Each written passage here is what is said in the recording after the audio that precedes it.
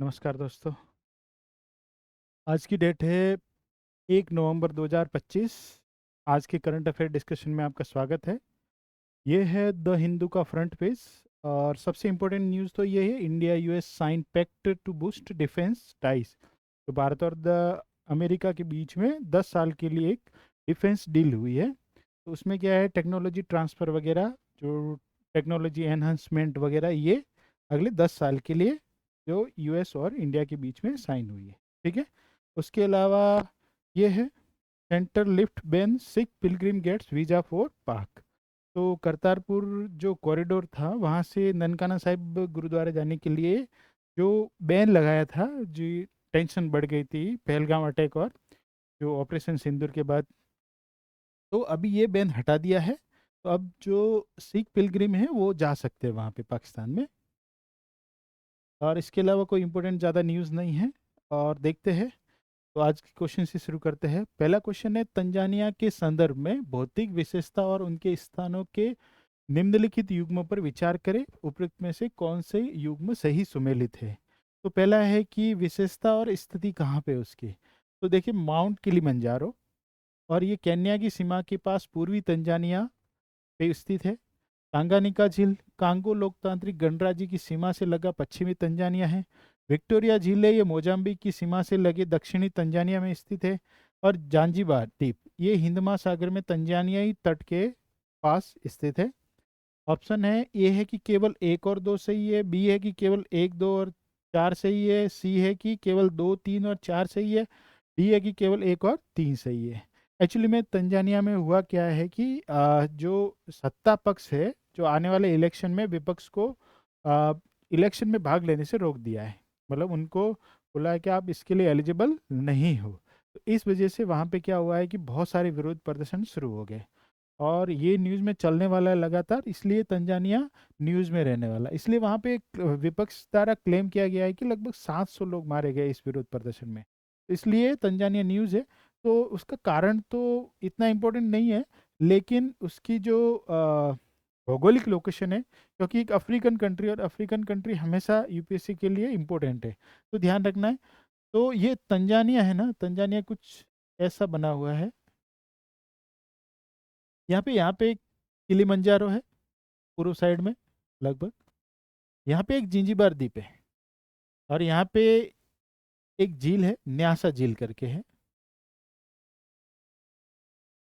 और विक्टोरिया झील ऊपर की साइड में है यहाँ पे। और यहाँ पे तंगानिका झील है। तो देखते हैं, माउंट किलिमंजारो केन्या की सीमा के पास पूर्वी तंजानिया, तो यहाँ पे केन्या है। तो केन्या के यहाँ पास में ही है किलिमंजारो। तो बिल्कुल सही है पहला वाला स्टेटमेंट। तो तांगानिका झील कांगो लोकतांत्रिक गणराज्य की सीमा या डीआरसी है, डीआरसी कॉन्गो है। तो यहाँ पे है, बिल्कुल ही ये सही है। और विक्टोरिया झील मोजाम्बिक की सीमा से लगे दक्षिणी तंजानिया में नहीं है, ये यहाँ पे नहीं है, यहाँ पे न्यासा झील है। यहाँ पे ऊपर की साइड में, उत्तर की साइड में, यहाँ पे विक्टोरिया झील बनी हुई है। जांजिबार द्वीप है वो हिंद महासागर में तांजानिया तट के साथ में, बिल्कुल ये हिंद महासागर यहाँ पे है। तो यहाँ पे बना हुआ वो। तो ये वाला स्टेटमेंट जो विक्टोरिया झील वाला गलत है, बाकी 1, 2 और 4 सही है। 1, 2 और 4 सही है, आपका बी ऑप्शन सही है। देखते हैं, मैप में देखते हैं। ये देखो, opposition says poll protest in Tanzania left 100 deads, बहुत सारे लोग मारे गए। देखो, ये किलिमंजारो यहाँ पे है। किलिमंजारो यहाँ पे, ये केनिया है, केनिया की बॉर्डर से लगा हुआ है। ये जंजीबार द्वीप है यहाँ पे, देखो ये हिंद महासागर में स्थित है। ये न्यासा लेक बहुत नीचे, न्यासा लेक है। लेक मलावी, और ये मलावी है इधर मोजाम्बिक के साथ में। और ये विक्टोरिया लेक है। ठीक है। और ये होगी तंगानिका। इस बार क्वेश्चन भी पूछा गया था तंगानिका झील से कि यहाँ से इक्वेटर पास होती है कि नहीं होती। तो देखो, इक्वेटर यहाँ से पास होती है, ये इक्वेटर यहाँ से पास हो रही है। इससे तो बहुत दूर है, ये तो नीचे रह जाती है। ठीक है। तो इसकी ज्योग्राफिकल लोकेशन वगैरह ध्यान रखना अच्छे से। और थोड़ी डिटेल देख लेते हैं। भूमध्य रेखा से ठीक दक्षिण में स्थित पूर्वी अफ्रीकी देश है कोई। इसकी सीमा साझा किस किस के साथ करता है? यहाँ पे देखो, यहाँ पे देखोगे तो केनिया है। यहाँ पे देखो तो मोजाम्बिक है। यहाँ पे जाम्बिया है। यहाँ पे डीआरसी है, डीआरसी लोकतांत्रिक डीआरसी कॉन्गो गणराज्य। यहाँ पे रवांडा और बुरुंडी है। यहाँ पे रवांडा है। ठीक है। ये इसके साथ में सीमा साझा करते हैं। ओके, सीमावर्ती जल निकाय तो विक्टोरिया झील ये उत्तर में स्थित है, पूर्व में हिंद महासागर स्थित है ये वाला पार्ट, और तंगानिका झील दक्षिण पश्चिम न्यासा झील, और नीचे की साइड में ये क्या है, न्यासा झील है यहाँ पे, ध्यान रखना। और प्रमुख झीलें, तंगानिका झील विश्व की दूसरी सबसे गहरी झील है, ध्यान रखना। सर्वोच्च शिखर है किलिमंजारो पर्वत, अफ्रीका का सुप्त ज्वालामुखी और सबसे ऊंचा पर्वत है। ठीक है, तो तंजानिया से रिलेटेड जितने भी फैक्ट थे वो अपन ने देख लिए। नेक्स्ट वाला क्वेश्चन है, किस देश ने हाल ही में पोसाइडन पोसाइडन ड्रोन, एक नए परमाणु संचालित और परमाणु सक्षम अंडर वाटर ड्रोन का सफलतापूर्वक परीक्षण किया है? तो ए है कि संयुक्त राज्य अमेरिका ने, बी है कि चीन, सी है कोरिया, और डी है रूस। एक्चुअली में हाल ही में रशिया के जो राष्ट्रपति है पुतिन ने ये घोषणा की है कि हमने एक ऐसा टॉर्पीडो बनाया है जो परमाणु सक्षम है और 65 मीटर लंबा है, और ये लगभग 2 मेगा टन परमाणु हथियार को ले जा सकता है। और इसकी जो रेंज रहती है ना, इस टाइप का कुछ है, ये इस टाइप का, ये अंडर वाटर है। तो ये विशाल रूसी परमाणु ऊर्जा से चलने वाला स्वायत्त टॉर्पीडो है जो परमाणु हथियार लैस है, और ये दुश्मन के तटीय लक्ष्यों पर हमला करने के लिए बनाया गया है। विशेषता क्या है, यह लगभग 65 फीट लंबा है, सॉरी 65 मीटर नहीं है, 65 फीट लंबा है, और 6.5 फीट चौड़ा है, अब तक का सबसे बड़ा टॉर्पीडो है। और ये कितनी है, 70 नॉट या 80 मील प्रति घंटे की रफ्तार से ये गति कर सकता है। ये कथित तौर पर 2 मेगा टन थर्मोन्यूक्लियर वारहेड से लैस है, और परमाणु ऊर्जा का उपयोग करे इसे लगभग असीमित प्रयास, मतलब ये बहुत लंबाई तक जा सकता है, ऑटोमेटेड है। इसकी कार्यशील गहराई है 100 मीटर, यानी कि 1 किलोमीटर नीचे तक ये चलता है, इसलिए इसको ट्रैक करना बहुत मुश्किल हो जाता है, होने के कारण ये पहुंच से बाहर है। और इसलिए ही मतलब आज के टाइम पे ये बहुत न्यूज़ में है, क्योंकि इससे ना जो वेस्टर्न कंट्रीज हैं उनके लिए एक टेंशन का विषय हो गया, तनाव का विषय हो गया, क्योंकि ये बहुत शक्तिशाली हथियार है। नेक्स्ट है कि सरदार वल्लभ भाई पटेल के जीवन की निम्नलिखित घटनाओं पर विचार करें।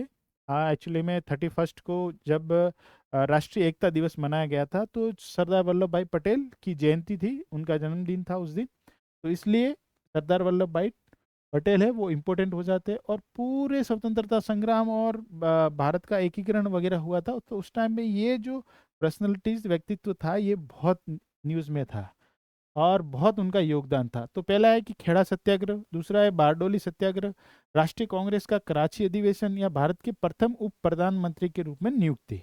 तो काल कर्मानुसार क्रम में व्यवस्थित करना है कि कौन सी घटना किस समय हुई थी।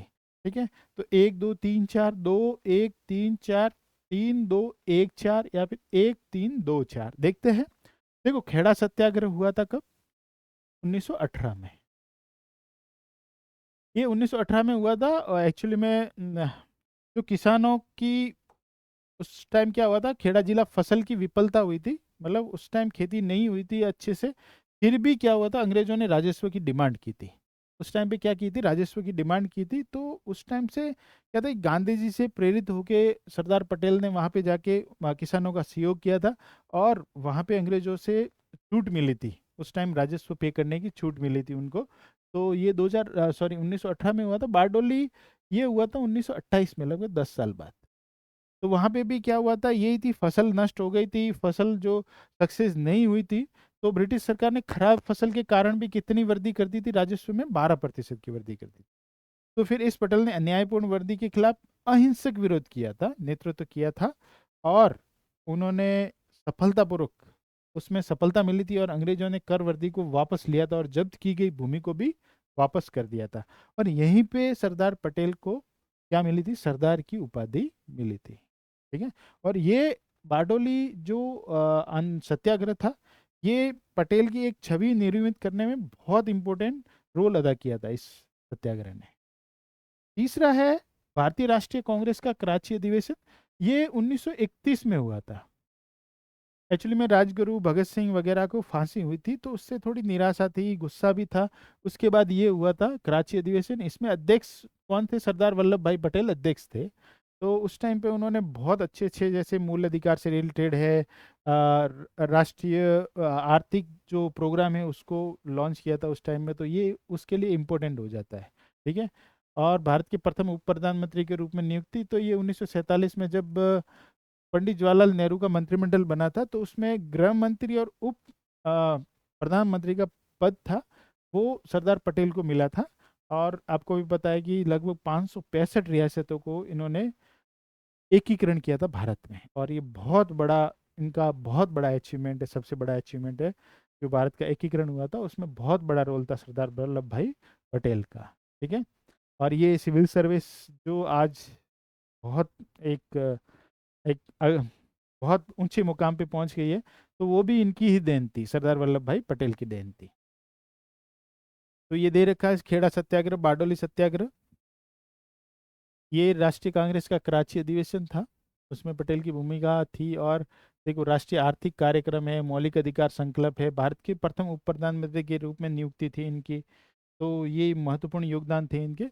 भारत के वर्तमान, नेक्स्ट क्वेश्चन है, भारत के वर्तमान ऊर्जा मिश्रण के संदर्भ में निम्नलिखित कथनों पर विचार कीजिए। भारत में गैर जीवाश्म ईंधन स्रोतों से स्थापित क्षमता अब जीवाश्म ईंधन से अधिक हो गई है। पवन ऊर्जा भारत की नवीकरणीय ऊर्जा क्षमता का सबसे बड़ा घटक है। तो दिए गए कथनों में से कौन सा सही है, देखते हैं। केवल एक, केवल दो, केवल एक और दो दोनों, या फिर न तो एक और न दोनों। ये बहुत बड़ी बात है, ये बहुत बड़ी न्यूज़ है कि भारत ने जो अपने पंचामृत में टारगेट तय किए थे ना, कि 2030 तक हम लोग 50% जो हमारा टोटल एनर्जी रिक्वायरमेंट होगा वो नॉन फॉसिल फ्यूल से आएगा, यानी रिन्यूएबल एनर्जी से आएगा, जो गैर जीवाश्म ईंधन है उससे आएगा। तो अपना टारगेट कब था, 2030 का, लेकिन 5 साल पहले ही भारत ने पहली बार इस टारगेट को अचीव कर लिया अभी से। यानी कि भारत की ऊर्जा जरूरतों का जो 50% हिस्सा है, लगभग 500 जो इसकी डिमांड है ना, गीगावाट की, 500 गीगावाट की डिमांड है, उसमें से रिन्यूएबल एनर्जी की डिमांड लगभग 256, ये हो गई आपकी नॉन फॉसिल फ्यूल से। तो नॉन फॉसिल फ्यूल से कितनी होगी, 256 के आसपास, 500 में से, 500 गीगावाट में से 256 किससे आ रही है, रिन्यूएबल एनर्जी से। तो ये बहुत बड़ी न्यूज़ है। हमने 50% से ऊपर लगभग 51% जो हम, हमारे देश की पूरी ऊर्जा जरूरतें पूरी हो रही है, वो किससे हो रही है, गैर जीवाश्म ईंधन से हो रही है। और गैर जीवाश्म ईंधन में सौर ऊर्जा का 50% हिस्सा है। कितना है, सौर ऊर्जा का 50% हिस्सा है।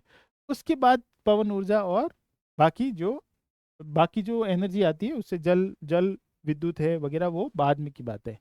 तो इसमें पहला कथन तो सही है, लेकिन दूसरा कथन गलत है, ध्यान रखना।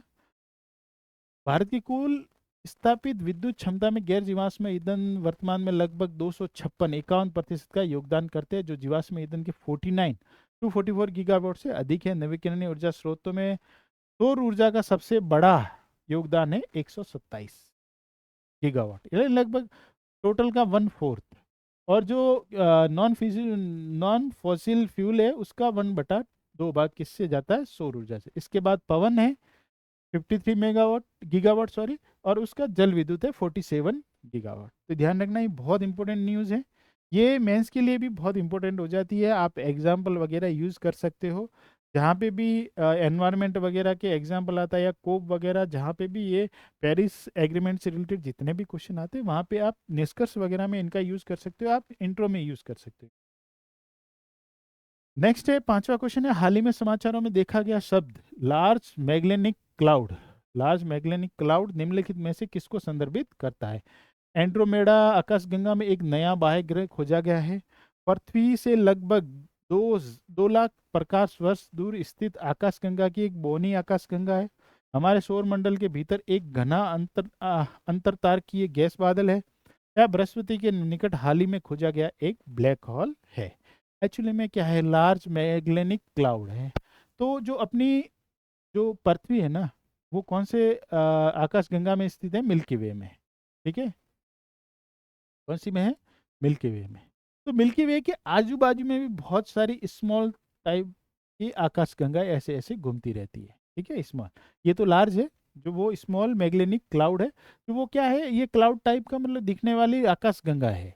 ये छोटी छोटी जो इस बड़ी आकाश गंगा मिल्की वे की क्या करती है, परिक्रमा करती है। तो इसको उपग्रह भी बोला जाता है, मिल्की वे उपग्रह, आकाश गंगा उपग्रह बोला जाता है। तो यही है। अभी एक लार्ज मैग्नेटिक क्लाउड, एक बोनी उपग्रह, बोनी आकाशगंगा, बोनी आकाशगंगा ने मतलब फुल विस्तार नहीं हुआ, छोटी है थोड़ी। ये देखते हैं, ये देखो इस टाइप की है, दिखाई देती है। ये the large magnetic cloud LMC is dwarf galaxy, यानी बोनी galaxy that is close to milky way. Milky way जो हमारी गैलेक्सी है उसके नजदीकी है। ये दक्षिणी गोलार्ध से दिख सकती है, उत्तरी गोलार्ध से नहीं दिखती है। दक्षिणी गोलार्ध से दिखाई देती है। इस गैस के विशाल बादल होते हुए जहां नए तारे सक्रिय रूप से बन रहे हैं। और इसे कभी आकाशगंगा की एक उपग्रह आकाशगंगा या हमारी आकाशगंगा के चारों ओर घूमने वाली एक बहुत छोटी आकाशगंगा माना जाता था, लेकिन अभी थोड़ी नजदीक आ रही है पृथ्वी के, तो हमें रियलाइज हो रहा है कि ये छोटी नहीं है, बहुत बड़ी आकाशगंगा है। और ये लार्ज मैग्नेटिक क्लाउड है, स्मॉल नहीं है। ठीक है, तो इसके बारे में ध्यान रखना। ये टर्म पूछेंगे, ये टर्म किसको डिफाइन करती है। हमारा नेक्स्ट क्वेश्चन है, अखिल भारतीय तकनीकी शिक्षा परिषद यानी कि AICTE के संबंध में निम्नलिखित कथनों पर विचार कीजिए। ये एक वैधानिक निकाय है। ये विज्ञान एवं प्रौद्योगिकी मंत्रालय के अधीन कार्य करता है। ये भारत में तकनीकी शिक्षा के समुचित नियोजन, समन्वित विकास, विनियमन के लिए उत्तरदायी है। उपयुक्त कथनों में से कितने सही है? केवल एक, केवल सिर्फ दो, तीनों ही सही, या फिर तीनों में से कोई सही नहीं है। अब बहुत सारे इंजीनियरिंग स्टूडेंट होंगे तो इससे तो बहुत ही फेमिलियर होंगे। ये संस्था है जो इंजीनियरिंग कॉलेज या फिर कोई भी टेक्निकल एजुकेशन रहता है उसको रेगुलेट करने वाली बॉडी ये है। कौन से सिलेबस है, को क्या एक्रीडिएशन वगैरह जो प्रोसेस होता है कॉलेजों का, मान्यता देना कॉलेजों को वगैरह, इसका ही काम रहता है। ठीक है, तो इसकी स्थापना कब हुई थी? 1946 में हुई थी इसकी स्थापना। और पहले तो ये सलाहकारी संस्था थी, बाद में इसको वैधानिक दर्जा दिया गया था। तो ये सही है, बिल्कुल ही ये वैधानिक निकाय है। और ये विज्ञान और प्रौद्योगिकी मंत्रालय के अधीन नहीं है, ये शिक्षा मंत्रालय के अंडर में। किसके है? शिक्षा मंत्रालय के अंडर में है। तो ध्यान रखना है, उत्तरदायी है। यह भारत में तकनीकी शिक्षा के समुचित नियोजन, बिल्कुल सही बात है, समन्वित विकास और विनियमन के लिए उत्तरदायी है। तो केवल दो सही होगा, सेकंड वाला स्टेटमेंट इसका रॉन्ग हो जाएगा। ये न्यूज में इसलिए है कि IBM है ना, उसने AI लैब को स्थापित किया है कहाँ पे? AICTE के हेडक्वार्टर में, इसलिए ये न्यूज में है। तो इसलिए न्यूज में है, तो अपने को AICTE के बारे में जानना जरूरी है। देखो ये स्थापित वैधानिक निकाय है और ये शिक्षा मंत्रालय के अंतर्गत आता है। और इसका मुख्यालय वो कहाँ पे है? नई दिल्ली में है। हमारा नेक्स्ट क्वेश्चन है, भारत में क्रिप्टो करेंसी के विनियमन के संदर्भ में निम्नलिखित कथनों पर विचार करना है। कथन एक कहता है कि क्रिप्टो करेंसी को भारतीय कानून के तहत वर्चुअल डिजिटल परिसंपत्तियों के रूप में वर्गीकृत किया गया है और इसे आयकर अधिनियम 1961 के तहत सट्टा लेन देन नहीं माना जाता है। कारण है कि RBI की 2018 की अधिसूचना ने भारत में क्रिप्टो करेंसी के उपयोग और धारण पर स्थायी रूप से प्रतिबंध लगा दिया है। कथन एक और कथन दोनों दो सही है, और कथन दो कथन एक की सही व्याख्या करता है।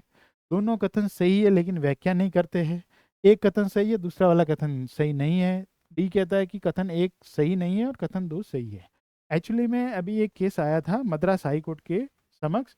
तो मद्रास हाई कोर्ट का डिसीजन आया कि क्रिप्टो करेंसी है वो आपकी एक फ्री संपत्ति है, ये आपकी प्रॉपर्टी है। मतलब ये कोई सट्टा वट्टा नहीं है, ये आपकी एक प्रॉपर्टी, जैसे आपकी जमीन होती है, कोई भी अदर प्रॉपर्टी होती है, वैसे का वैसे ये भी एक प्रॉपर्टी। आपके पास शेयर पड़े हैं या आपके पास कोई प्रॉपर्टी पड़ी है, तो ये उसी की तरह एक क्रिप्टो करेंसी भी उसी तरह एक आपकी प्रॉपर्टी है।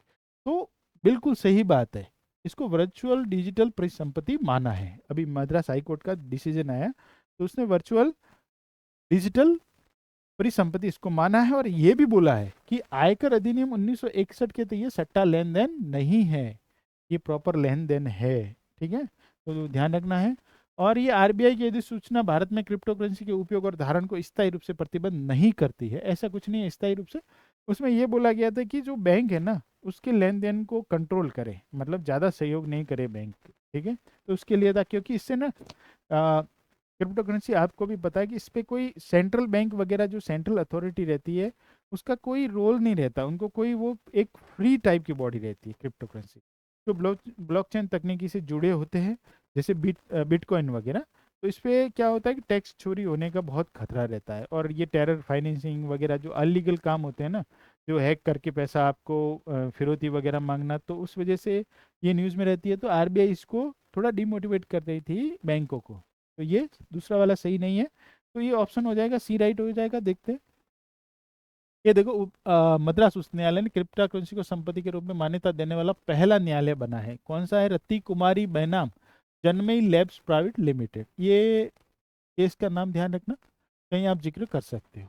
ठीक है, वर्चुअल डिजिटल एसेट के रूप में मान्यता दी है सेट कि आरबीआई प्रतिबंध स्पष्टीकरण। न्यायालय ने माना कि आरबीआई ने आभासी मुद्राओं पर प्रतिबंध नहीं लगाया था, उसने केवल बैंकों को उनके व्यापार को सुविधाजनक बनाने से रोका था। ये आसानी से लेन देन नहीं हो इसके लिए। देखो, क्रिप्टो करेंसी है रिलेटेड लीगल डेवलपमेंट इंडिया में क्या हुआ है। 2009 के आसपास बिटकॉइन आया था, उसके बाद धीरे धीरे लोगों में समझ बढ़ी, तो धीरे धीरे 2015 16 17 के आसपास ये बहुत क्रेज बढ़ गया। तो ये आरबीआई वगैरह के लिए मैनेज करना बहुत मुश्किल हो गया कि बहुत बड़े लेवल पे क्रिप्टो करेंसी चल रही है और सरकार का इस पे कंट्रोल नहीं है। तो सबसे पहले आरबीआई बैन की थी banking support to crypto currency को बैन किया था कि भाई बैंकिंग सेक्टर इसको सपोर्ट नहीं करेगी।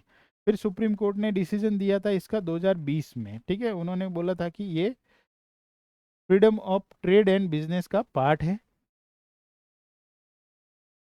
ठीक है, और फिर क्या हुआ, फाइनेंस एक्ट लाया था, तो वर्चुअल डिजिटल एसेट पे आपको जो प्रॉफिट होता है उस पे 30% का टैक्स था और 1% का टीडीएस कटा जाएगा।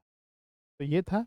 और फिर 2023 में prevention of money laundering act में जो इसको एक्सटेंड किया था, क्रिप्टो लेन देन में भी इसको एक्सटेंड किया था। तो ये जो टाइमलाइन है इसका अच्छे से ध्यान रखना। और इसकी जो स्थिति है वर्तमान क्रिप्टो करेंसी की भारत में लीगल स्थिति क्या है, इसके बारे में भी आपको पता रखना है, क्योंकि क्वेश्चन कभी भी स्टेटमेंट में बना के पूछ सकते हैं। नेक्स्ट क्वेश्चन है, क्वेश्चन नंबर 8 है, वैश्विक भू राजनीतिक में प्रयोग किए जाने वाले शब्द G2 का तात्पर्य है। अमेरिका रूस द्विपक्षीय परमाणु स्थिरता समूह है, वैश्विक स्थिरता और आर्थिक शासन के सह प्रबंधन के रूप में अमेरिका और चीन है।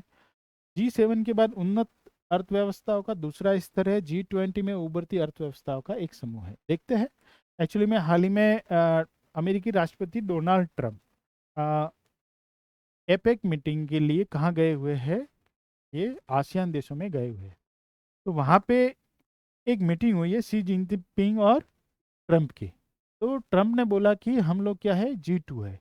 G2 यानी कि हम पूरी दुनिया की अर्थव्यवस्था है वगैरह पूरी व्यवस्था को प्रभावित कर सकते हैं, तो इसलिए ये G2 शब्द है वो न्यूज़ में है। सेकंड वाले से आप ऑप्शन बी राइट है इसका।